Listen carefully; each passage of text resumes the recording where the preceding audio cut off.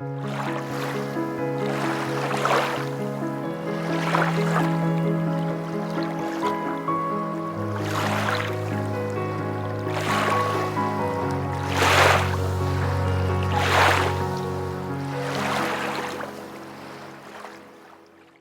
se retrouve pour un petit tuto, un tuto Notion, donc pour créer un calendrier éditorial simple, efficace, pas un truc avec des automatisations, tout ça, parce que je m'y connais pas déjà et parce que ça sert pas à grand chose. Alors, on est parti. Donc, vous ajoutez une page toute simple. Hop, ajouter une page, ça vous fait ceci et vous aurez son titre où vous pouvez écrire le titre tout simplement.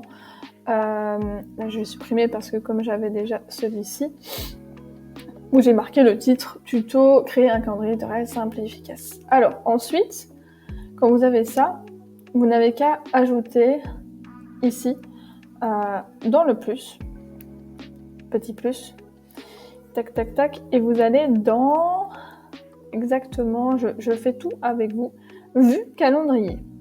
On va vraiment aller au plus simple. Vue calendrier, vous avez voilà votre nouvelle vue et il faut juste ajouter une nouvelle base de données ici.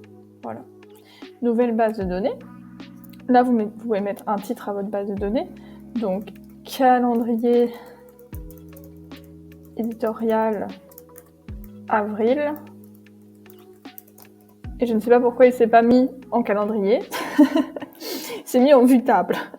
Donc, on va rajouter une vue calendrier au cas où. Comme ça, vous savez comment on fait si vous faites une vue table à la place. Mais vous mettez plus, hop, calendrier.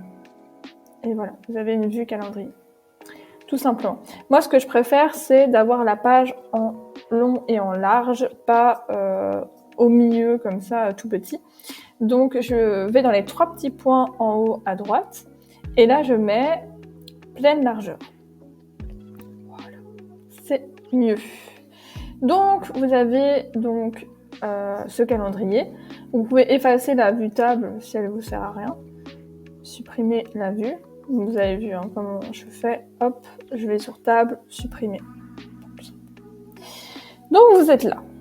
Ok, j'ai un calendrier. Maintenant, comment est-ce que je mets mes posts dessus? Alors, ce que je vous conseille de faire, c'est de faire un modèle à chaque fois. Donc, déjà, vous ajoutez une tâche dans le plus. Voilà, ça vous amène à une page comme ceci. Et donc ici, vous pouvez par exemple mettre le nom de votre post et si on est sur Instagram, on prend l'exemple d'Instagram, vous voulez faire un reel, vous savez vous allez faire un reel et blablabla, blablabla, je vais faire un reel sur une blague drôle. Voilà, une blague drôle. Ici, vous pouvez ajouter donc des propriétés. Donc, vous pouvez faire comme vous voulez. Mais par exemple, si vous connaissez la méthode des piliers, donc la méthode des piliers, c'est en fait votre stratégie de contenu où vous avez donc inspiré tous les posts que vous allez faire pour inspirer votre client idéal, les posts sur divertir, les posts sur éduquer, les posts pour engager votre client idéal et le dernier, c'est convertir. Donc, voilà, je suis pas là pour faire un tuto business, mais comme ça, vous savez. Ici, vous pouvez renommer, au lieu de mettre étiquette, bon, je vais carrément la supprimer pour vous montrer comment faire. Donc, je supprime l'étiquette. Ajouter une propriété. Ensuite, quand vous avez ajouté une propriété, vous mettez, par exemple, pilier. Vous ne marquez pas ça là maintenant. Vous marquez d'abord multiple. Je vais essayer de là, je me souviens plus du nom exact. C'est sélection multiple. Voilà. Vous cliquez sur sélection multiple. Et là, vous changez le nom à ce moment-là. Donc, pilier de contenu, par exemple. Et donc, à ce moment-là, vous pouvez ajouter tous les piliers qu'il y a. Inspirer, divertir, éduquer. J'écris en même temps que vous. Waouh. C'est magnifique. Si vous voulez renommer, vous avez qu'à appuyer sur les 3 petits points et vous pouvez le renommer ici. Éduquer. Vous pouvez changer la couleur aussi parce que là il est jaune et jaune, donc orange. Éduquer, puis ensuite engager et voilà, etc., etc. Vous avez compris. Donc à ce moment-là, vous pouvez mettre voilà, c'est pour engager, par exemple. Vous pouvez ajouter toutes les propriétés que vous voulez en sélection multiple, sélection normale, c'est-à-dire vous sélectionnez une seule chose à la fois, ça c'est ici. Vous pouvez ajouter l'état, donc si c'est pas commencé, en cours, terminé. Ça peut être sympa aussi. Donc c'est en cours, tic tic, voilà. Ensuite, donc je regarde s'il y a d'autres choses qui peuvent être intéressantes. Si il est à recycler par exemple, si c'est un contenu à recycler, ben, vous pouvez mettre une case à cocher. Vous pouvez mettre à recycler. Voilà, par exemple. Hop, et ici, si c'est à recycler, vous appuyez tout simplement, c'est vraiment coché. Donc ça, vous pouvez mettre tout ce que vous voulez ici dans les propriétés. Et ce que vous pouvez faire aussi, si vous voulez ajouter en fait, par exemple, les légendes directement sur cette page, vous pouvez donc appuyer... non, il faut revenir en arrière. Hop, voilà. Vous devez avoir normalement ce texte. Appuyez sur Entrée ou continuer avec page vide ou créer un modèle. À ce moment-là, vous pouvez créer un modèle si vous savez que vous faites des reels, des carousels, des posts, etc. Donc je clique sur créer un modèle avec titre du contenu. Bon, ça reste pour tous les contenus. Ça reste. Et dans le modèle, si vous marquez légende, 2 points, et si vous voulez le souligner, c'est plus simple que ça, et le mettre en gras, hashtag par exemple. Hop. Plus aussi. Ouh là là, qu'est-ce que je fais? Donc voilà, par exemple, vous avez les légendes et le hashtag, et vous avez aussi le visuel. Donc visuel. À ce moment-là, bon, là c'est écrire, donc vous avez qu'à écrire. Ici les hashtags aussi, vous avez qu'à écrire les hashtags. Mais si vous voulez mettre pour le visuel, hop, je fais ça. Si vous voulez mettre carrément le lien vers le visuel, par exemple Canva, vous pouvez mettre le lien pas ici. Vous devez appuyer sur Fichier. Donc vous pouvez carrément mettre le fichier directement, choisir un fichier, vous choisissez dans votre ordinateur. Vous pouvez intégrer un lien Canva ici. Comme ça, vous avez tout directement là, et puis il n'y aura plus qu'à le programmer autre part, sur Meta ou ce que vous utilisez pour programmer vos posts. Voilà, voilà. Je viens d'en retour. Donc c'était là un modèle qu'on a créé. Donc le modèle, il est ici. Il sera toujours là quand vous ajouterez un contenu. Donc imaginons le 3 avril, vous voulez ajouter un contenu. J'ajoute une tâche. Je vais ici, dans la liste des modèles. Je clique et bam! Ce que j'ai fait va revenir tout de suite sans que vous devez réécrire.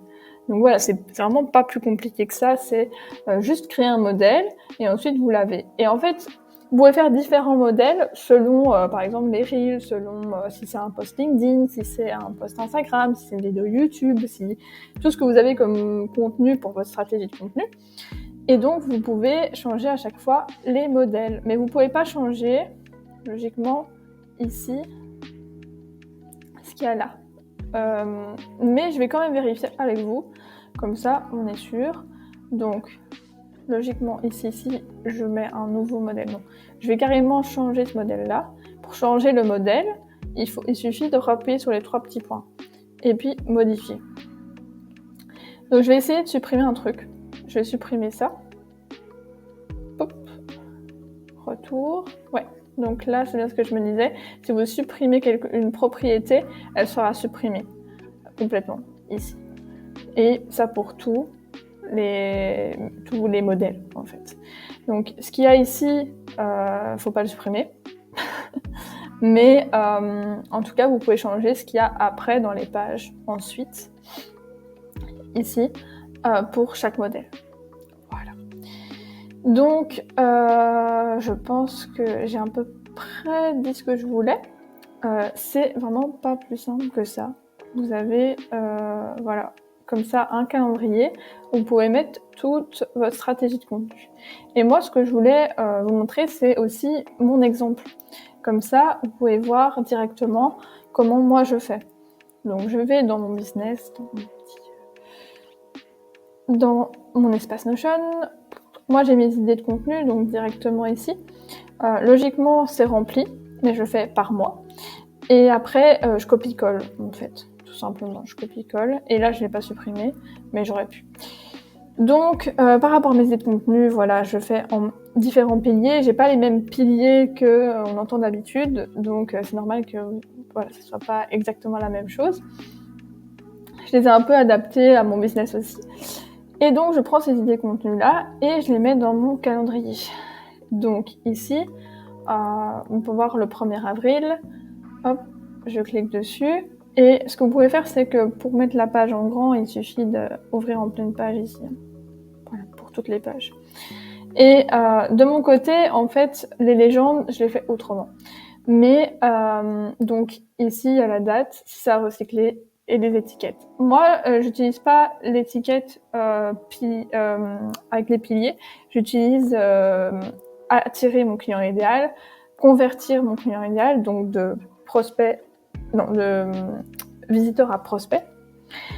Et conclure, c'est de prospect à client, en fait. Et donc, j'utilise vraiment à chaque fois, pour tous les posts, je définis si ça attire mon client idéal, si ça le convertit en prospect, ou si je veux vendre avec ce post. Voilà. Donc, comme ça, j'ai exactement tout le mois de comment j'organise mon mois en termes de contenu. Et c'est vraiment, voilà, c'est simple. Ah oui, ce que j'ai oublié de vous montrer dans le tuto, c'est comment justement, parce que je vous ai montré ici, dans ma communication, mon calendrier éditorial, je vous ai montré ici, là, qu'on voit mon étiquette. On voit le fait que je veux conclure, reconvertir, attirer. Donc ici, je ne vous ai pas montré. Si vous voulez qu'on voit une étiquette, il faut simplement aller dans les 3 petits points, propriété, et aller prendre la propriété que vous voulez afficher et le mettre dans afficher dans le calendrier. Donc il faut appuyer, hop, et l'envoyer là-bas. Restez appuyé et l'envoyer là-bas. Donc par exemple, vous voulez justement que l'état soit affiché dans votre calendrier. Voilà. Si les piliers de contenu, vous voulez les afficher, hop, voilà. Vous pouvez faire ça. Donc, je pense que j'ai à peu près tout dit. Franchement, c'est super. Je trouve que c'est sympa pour voir directement justement ce que vous voulez mettre comme contenu, si vous l'avez bien mis, etc. Je sais qu'il y a encore plein de choses que vous pouvez faire dessus. S'il y a des idées qui vous viennent, moi je vais toujours au plus simple, donc dès que je sens que j'utilise pas quelque chose, je l'enlève. C'est pour ça que mon calendrier éditorial est très très simple. Mais si vous voyez quelque chose que vous avez besoin de savoir quand vous mettez l'offre, il n'y a pas de souci. Vous pouvez ajouter toutes les propriétés que vous voulez, les afficher, les enlever. Vous pouvez les avoir justement sur le calendrier, mais quand vous cliquez dessus, ou plutôt le contraire, quand vous cliquez dessus, vous voyez une propriété, et quand vous êtes sur le calendrier, vous n'êtes pas obligé de l'avoir, par exemple. Si ça a recyclé ou pas, ou voilà, des trucs ainsi, par exemple. Ou si, justement, vous dites, il faut que je vois tout de suite ce qui a recyclé, vous pouvez l'ajouter aussi. Voilà, vous pouvez faire tout ce que vous voulez avec ce calendrier éditorial qui est, pour moi, assez simple à faire. Après, je vais pas dans le visuel, là, je vais dans le vif du sujet, mais on commence par le contenu avant de faire la forme. Quand vous avez déjà ça, après vous pouvez agencer les couleurs, agencer les titres, agencer ce que vous voulez. Voilà, du coup je vous laisse et on se retrouve vite pour un nouveau tuto Notion.